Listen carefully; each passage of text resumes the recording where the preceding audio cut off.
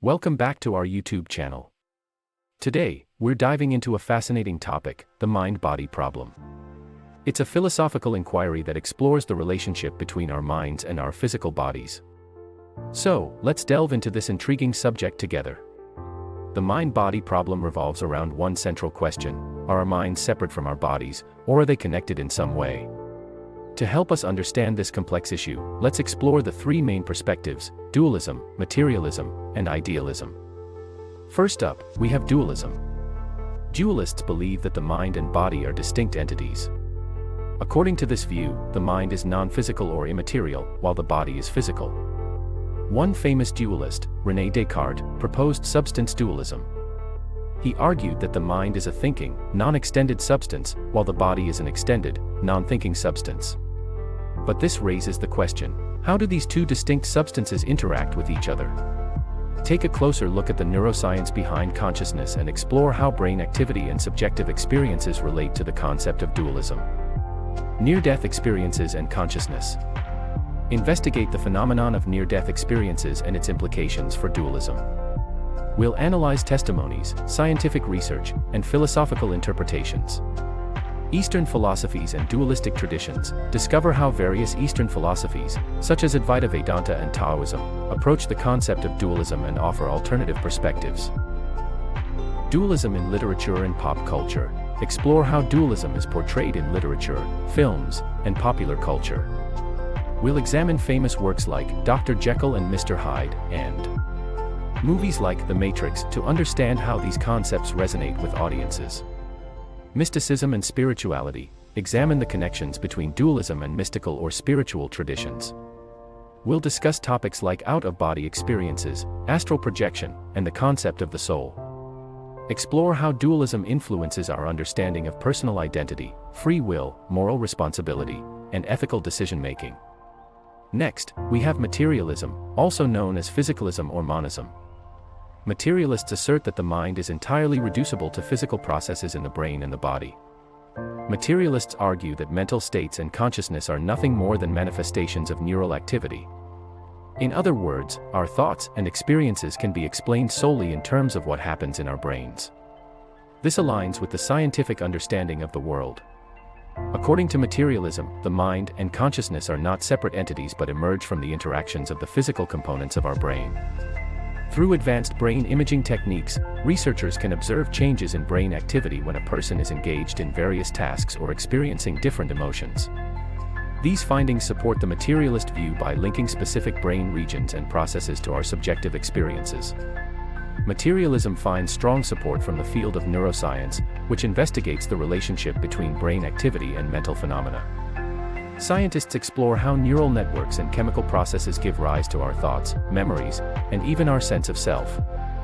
However, materialism is not without its challenges. One of the most significant questions it faces is the hard problem of consciousness. It relates to the subjective qualities of our experiences, such as the taste of chocolate or the color red. How and why do these subjective qualities arise from physical processes?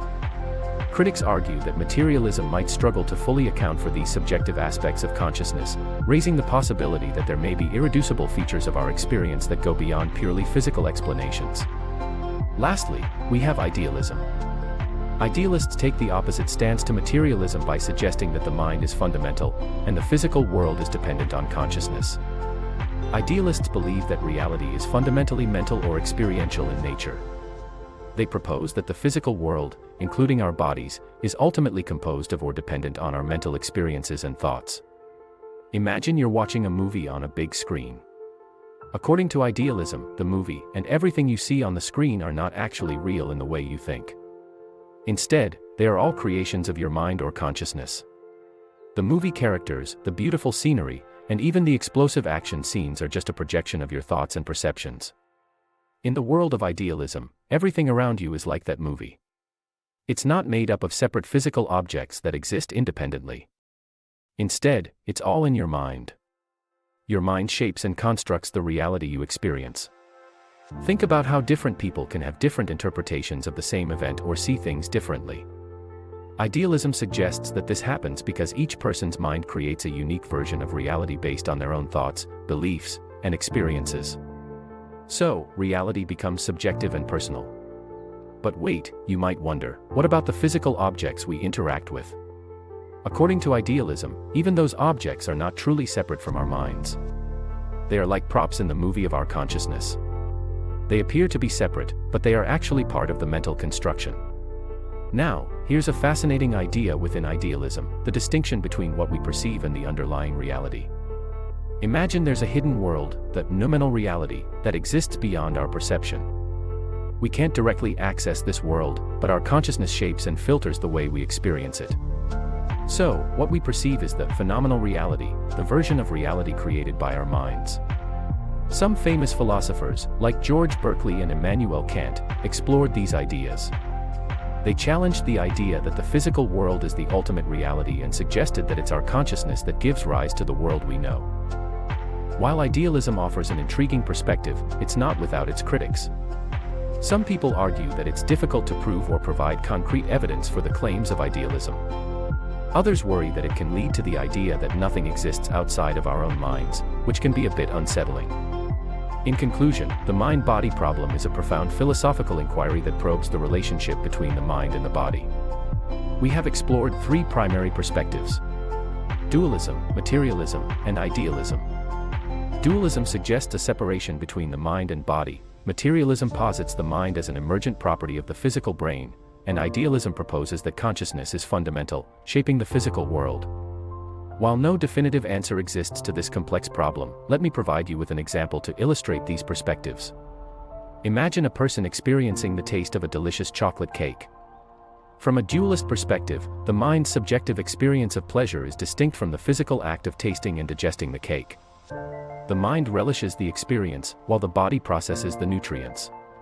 In contrast, a materialist would argue that the pleasure experienced by the mind is a result of the brain's neural networks responding to the taste stimuli. The physical processes in the brain, such as the release of neurotransmitters, generate the subjective experience of pleasure. Lastly, an idealist might suggest that the entire experience of tasting the cake, including the pleasure and the physical sensations, is a projection of the person's consciousness. The mind creates the taste, the pleasure, and the physical body as an integrated whole. These perspectives offer different lenses through which we can contemplate the mind-body relationship. Ultimately, the mind-body problem remains a captivating mystery that fuels ongoing discussions and inspires further exploration. I hope this journey into the mind-body problem has stimulated your curiosity and provided you with a deeper appreciation for the complexities of consciousness, identity, and the fascinating interplay between our minds and bodies. Thank you for joining us on this thought-provoking exploration. If you enjoyed this video, be sure to give it a thumbs up, subscribe to our channel for more captivating content, and don't forget to hit that notification bell to stay updated. As always, keep questioning, keep exploring, and keep expanding your understanding of the world around you. Until next time.